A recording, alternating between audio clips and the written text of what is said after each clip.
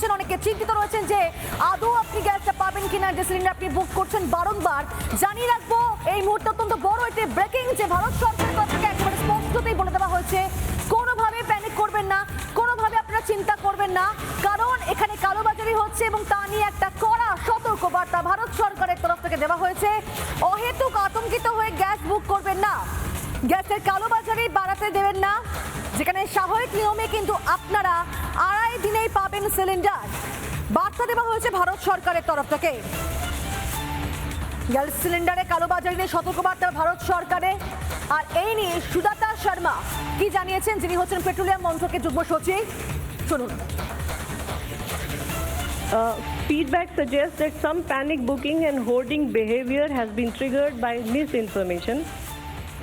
इसके बारे में मैं ये कहना चाहूँगी कि हमारा जो नॉर्मल डिलीवरी साइकिल है for domestic LPG it remains around 2.5 days. तो अगर आप सिलेंडर बुक कर रहे हैं तो 2.5 दिन के अंदर आपको सिलेंडर की आपूर्ति होगी। इसीलिए I request there is no need for customer to rush book the cylinder. So panic booking करने की कोई आवश्यकता प्रतीत नहीं होती है।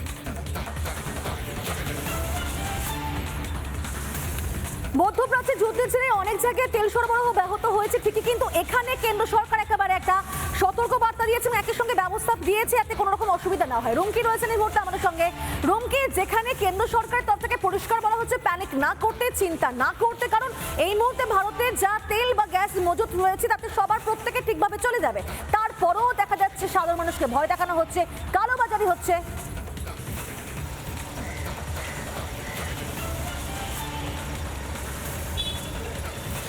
একদমই দেখো প্রিয়, মধ্যপ্রাচ্যে যে যুদ্ধ পরিস্থিতি তৈরি হয়েছে তাতে কিন্তু এশিয়ার একাধিক দেশে সংকট একটা তৈরি হয়েছে, সেখানে ভারত একেবারে বিপদ মুক্ত এমনটা কিন্তু স্পষ্টভাবে জানিয়ে দেওয়া হয়েছে কেন্দ্রের তরফে। ভারতের কাছে এখনো পর্যন্ত যা তেল মজুত রয়েছে তাতে আগামী 25 থেকে 30 দিন ভারতবাসীর কোনো রকম কোনো চিন্তা করার কারণ নেই, এমনটা কিন্তু স্পষ্ট জানিয়ে দেওয়া হয়েছে পেট্রোলিয়াম মন্ত্রকের তরফে।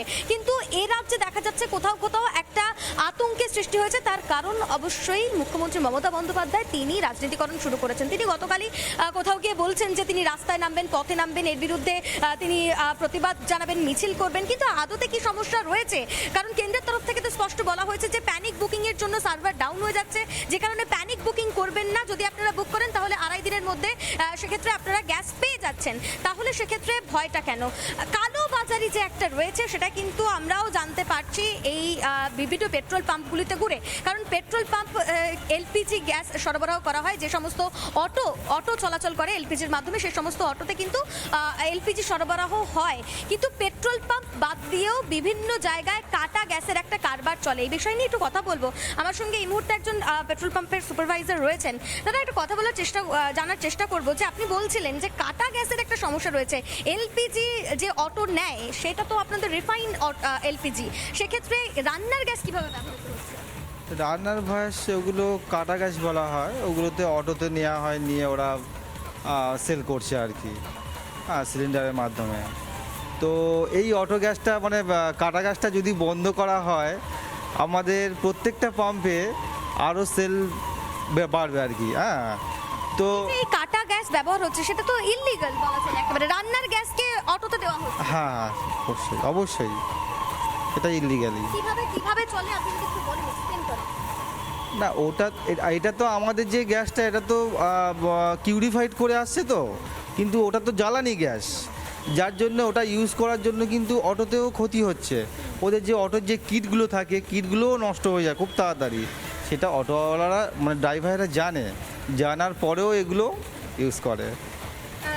এই যে রান্নার গ্যাস অটোতে ইউজ হচ্ছে তাতে অটোর সমস্যা হচ্ছে, কিন্তু তবুও অটো ড্রাইভাররা কেন ব্যবহার করছেন? কোনো কি এক্সট্রা কিছু পাওয়া যাচ্ছে, তাতে সুবিধা পাওয়া যাচ্ছে? সুবিধা সেটা ওনারাই ভালো বলতে পারবেন। এই যে এই রান্নার জ্বালানি গ্যাস ব্যবহার হচ্ছে সেটা অটোতে দেওয়া হচ্ছে এবং এইভাবেই কালোবাজারি, যেমনটা বলছিলে যে অটো ড্রাইভাররা কি বলছেন, তাদের প্রশ্ন তুমি ওনাকে জিজ্ঞাসা করছিলে। একবার শোনাবো দর্শকদেরকে যে অটো চালকরা তারা কি বলছেন এই বিষয় নিয়ে। তুমি থাকো আমাদের সঙ্গে। এমনি মাঝে মাঝে 2 ঘন্টা, 2.5 ঘন্টা, 3 ঘন্টা লাগে গ্যাস ভরতে আজকে বেশিক্ষণ না, যে মিনিট 20-25 আছে। পাচ্ছেন গ্যাস পাচ্ছেন? হ্যাঁ পাচ্ছি, টুকটাক মানে সময় দিয়ে ভরতে হবে, নয় রিচি রোড নয় যাদবপুরে সময় দিয়ে ভরতে হবে। আপনারা পাচ্ছেন ঠিকঠাক এলপিজি পাচ্ছেন? হ্যাঁ গ্যাস পাচ্ছি। গ্যাস পাচ্ছেন? অসুবিধা হচ্ছে না? না পেট্রোল পাম্পে এসেছেন দাদা তো হয়নি? না না এই সব দুদিন দাঁড়াতে হয়েছে, আজকে দাঁড়াতে হয়। আজকে থেকে সব ঠিক আছে? আমাদের চেতলা পাম্পে তারাতলা পাম্পে সমস্যা নেই, কোনো সমস্যা নেই। হ্যাঁ আমাদের ছেলেটা পাচ্ছে। পরশুদিন একটু অসুবিধা ছিল, আমাদের কালকে থেকে নর্মাল, গতকাল থেকে। হ্যাঁ রাজ্য জুড়ে গ্যাসের কালোবাজারি চলছে, রান্নার গ্যাস নিয়েও প্যানিক তৈরি করতে চাইছে এই রাজ্যের শাসক দল এবং সাধারণ মানুষকে ভয় দেখানো হচ্ছে। এবং সবচেয়ে বড় কথা, মমতা বন্দ্যোপাধ্যায় এখন বলছেন যে বেশ কিছু অসাধু ব্যবসায়ী রয়েছেন যাদের বিরুদ্ধে এবার স্টেপ নেওয়া হবে। কিন্তু এতদিন ধরে তাহলে কি মাননীয় ঘুমোচ্ছিলেন? কিন্তু নানা ধরনের কন্টেন্ট দেখার জন্য লাইক করুন, শেয়ার করুন আমাদের ফেসবুক পেজ, সাবস্ক্রাইব করুন আমাদের ইউটিউব চ্যানেল। পাশাপাশি অন্যান্য ব্রেকিং নিউজের জন্য অবশ্যই চোখ রাখুন রিপাবলিক বাংলায়।